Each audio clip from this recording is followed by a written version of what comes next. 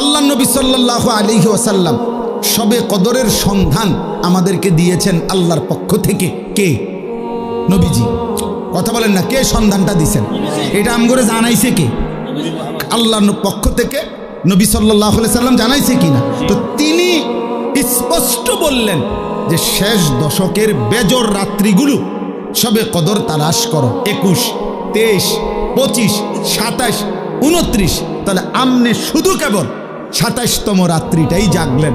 শবে কদরের জন্য যাই বন্দিগি ইবাদত দোয়া কান্নাকাটি করিলেন তা শুধুই 27 রাত্রিতে করলেন। তো 23 রাত্রি, 25তম বেজর রাত্রি, 29তম বেজর রাত্রি, 21তম বেজর রাত্রি এটা ছেড়ে দিলেন কেন? কথা বলেন না কেন? এটা কেন ছেড়ে দিলেন বলেন? 27 রাত্রিকে আপনি আলাদা গুরুত্ব দিয়ে আদায় করলেন, তো 29 রাত্রিকে পালন করলেন না কেন? 23তম রাত্রিতে জাগলেন না কেন? 25তম রাত্রিতে জাগলেন না কেন?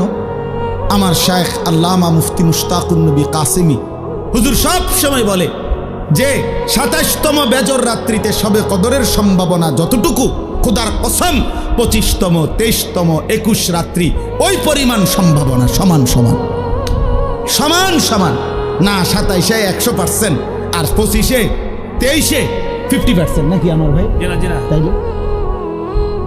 তাইলে বলেন বাবারা, তার মানে আপনি বলেন আপনি কি করলেন? আপনি কি করলেন?